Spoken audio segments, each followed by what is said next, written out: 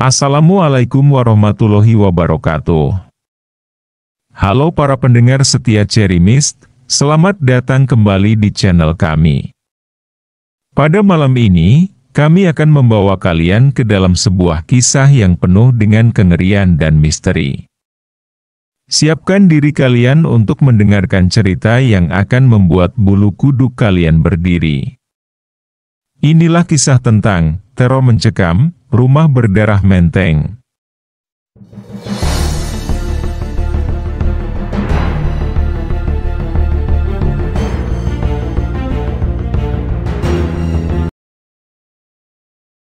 Di Menteng, Jakarta, terdapat sebuah rumah tua yang berdiri anggun di antara deretan rumah mewah lainnya. Namun, rumah ini menyimpan kisah kelam yang membuatnya ditinggalkan dan dihindari oleh para tetangganya. 13 tahun yang lalu, rumah ini menjadi saksi bisu dari sebuah tragedi mengerikan yang merenggut nyawa satu keluarga dengan cara yang brutal. Malam itu, suasana di rumah tua di Menteng begitu tenang, dengan seluruh keluarga terlelap dalam tidur. Seorang petugas Siskamling, dengan niat awal untuk mencuri, menyelinap masuk dengan langkah pelan. Namun, niat jahatnya berubah menjadi kebrutalan yang mengerikan. Tanpa peringatan, ia menyerang keluarga yang tak berdaya itu dengan pisau tajam. Menusuk mereka satu persatu. Sang ibu menjerit pertama kali, diikuti oleh si ayah yang mencoba melawan, namun tak berdaya. Anak kecil mereka, yang terbangun dalam ketakutan, dibunuh tanpa ampun. Darah mengalir deras di seluruh kamar, membasahi lantai dan menyisakan pemandangan yang mengerikan. Jeritan mereka menggema hingga ke ujung gang, meninggalkan trauma mendalam bagi para tetangga yang mendengarnya. Setelah tragedi berdarah itu, rumah di Menteng tersebut dibiarkan kosong, menjadi simbol bisu dari kekejaman yang terjadi di dalamnya. Namun, meskipun kosong, rumah itu tidak pernah benar-benar sepi. Suasana suram dan aura dingin terus menyelimuti, seolah-olah tragedi malam itu masih berulang di dalam dinding-dindingnya. Keluarga Pak Andre, yang rumahnya berdempetan dengan rumah tersebut, menjadi saksi dari keanehan-keanehan yang mulai terjadi.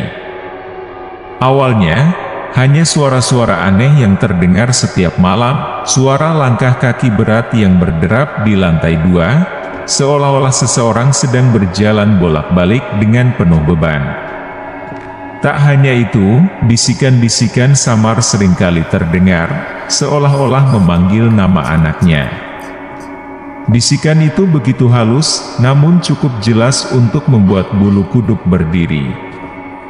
Tangisan lirih yang menyayat hati juga kerap terdengar dari balik tembok tebal yang memisahkan kedua rumah tersebut. Tangisan itu terdengar seperti seorang ibu yang menangisi kehilangan, menggema di malam hari saat semua orang terlelap.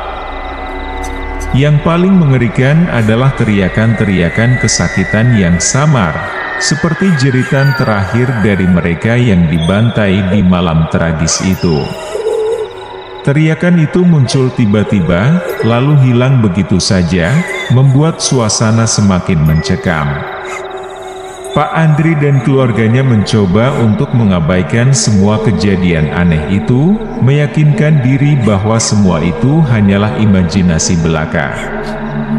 Namun, malam demi malam, gangguan-gangguan tersebut semakin intens, seolah-olah sesuatu dari rumah berdarah itu berusaha menjangkau mereka, menjerat mereka dalam teror yang tak berkesudahan. Pak Andre, yang awalnya mencoba bersikap tenang, mulai merasakan ketakutan merayap di dalam dirinya. Suatu malam, ketenangannya benar-benar terguncang ketika ia dan seluruh keluarganya melihat sesuatu yang tak bisa dijelaskan oleh logika. Di jendela rumah yang telah lama kosong itu, mereka melihat bayangan samar seorang anak kecil.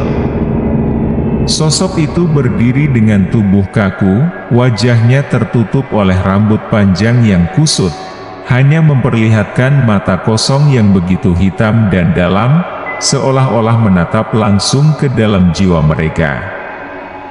Bayangan itu muncul sekejap, kemudian hilang begitu saja, meninggalkan perasaan takut yang mencekam. Hari demi hari, teror di rumah Pak Andre semakin menjadi-jadi. Pintu rumah yang telah dikunci rapat seringkali berderit terbuka sendiri di tengah malam, seolah-olah ada seseorang yang tak terlihat masuk dengan paksa. Barang-barang di dalam rumahnya pun mulai berpindah tempat tanpa sebab yang jelas. Kursi yang semula berada di ruang tamu tiba-tiba berada di dapur, atau foto keluarga yang digantung di dinding ditemukan tergeletak di lantai dengan bingkai pecah. Puncak dari semua itu terjadi pada suatu malam yang tak akan pernah dilupakan oleh Bu Susanti, istri Pak Andre. Ia mendapati anak bungsunya, Angga, tengah berbicara sendiri di kamarnya. Pintu kamar terbuka sedikit, dan suara anak itu terdengar jelas. Seolah-olah sedang bercakap-cakap dengan seseorang. Dengan jantung berdebar, Bu Susanti mendekat, mendengarkan dengan lebih seksama. Kakak itu lapar, Bu, kata Angga dengan nada polos. Dia ingin makan. Malam itu menjadi malam terpanjang dalam hidup keluarga Pak Andre. Semua dimulai saat jam dinding berdentang menunjukkan tengah malam.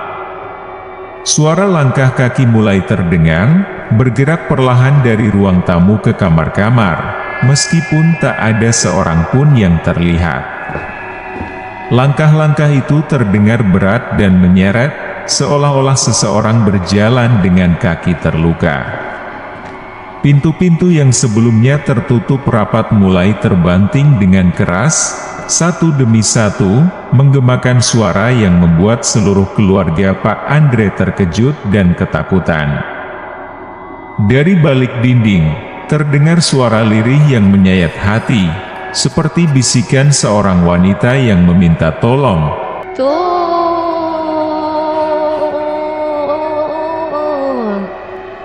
Suara itu semakin lama semakin jelas, dan terdengar dari setiap sudut rumah. Bu Susanti mendekap anak-anak mereka erat, berusaha melindungi mereka dari teror yang melanda rumah mereka. Namun, ketika ia menoleh ke arah jendela, wajah seorang wanita dengan mata yang melotot dan mulut menganga, seperti berusaha berteriak, tampak menempel di kaca jendela, memandang mereka dengan tatapan yang membuat darah seakan berhenti mengalir.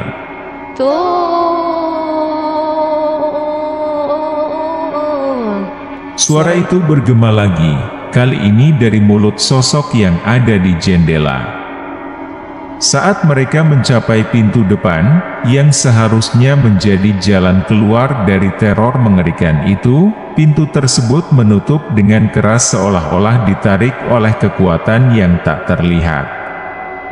Suara langkah kaki yang berat dan menyeret semakin mendekat, menggema di sekitar mereka. Pak Andre menoleh dengan napas terhenti dan melihat bayangan hitam besar yang bergerak cepat ke arah mereka. Di balik bayangan itu, wajah-wajah mengerikan dengan darah yang menetes dan mata melotot penuh dendam tampak mengintip.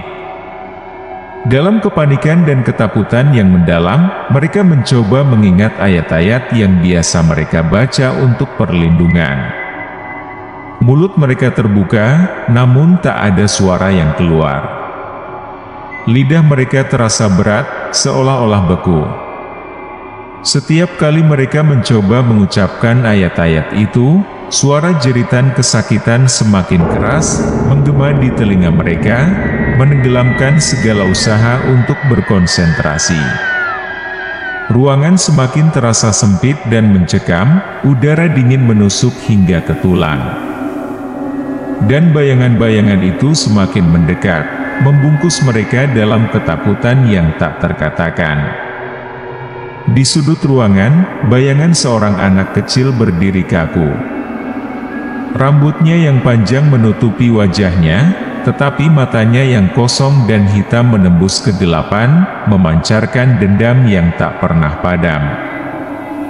Di belakang anak itu, wajah-wajah mengerikan dari orang tua anak tersebut, korban pembunuhan keji, muncul dengan jelas di setiap sudut pandang mereka.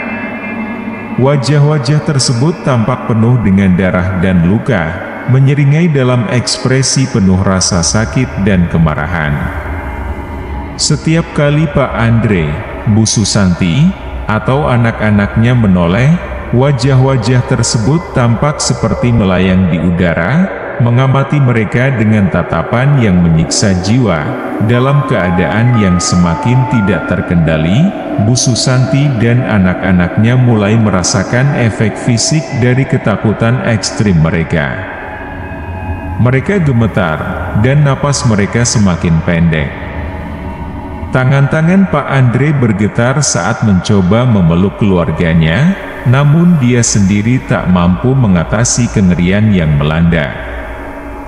Tak lama kemudian, ketakutan yang begitu luar biasa menjadi terlalu berat untuk ditanggung.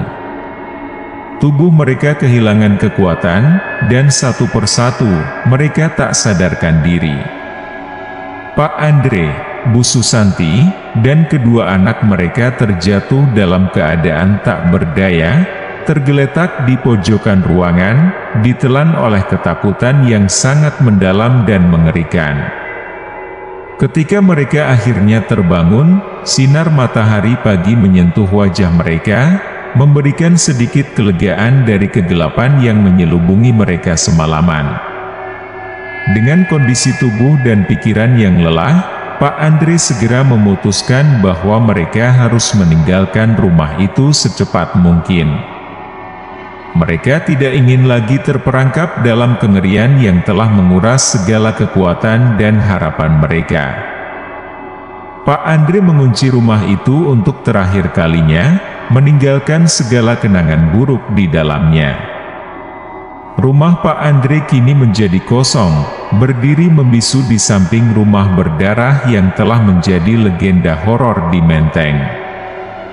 Keduanya menyisakan aura menakutkan yang membuat siapapun merasa tidak nyaman.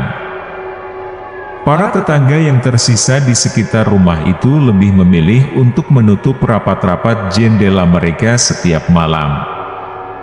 Mereka merasa tertekan oleh suasana mencekam yang merayap dari rumah-rumah kosong di sekitarnya.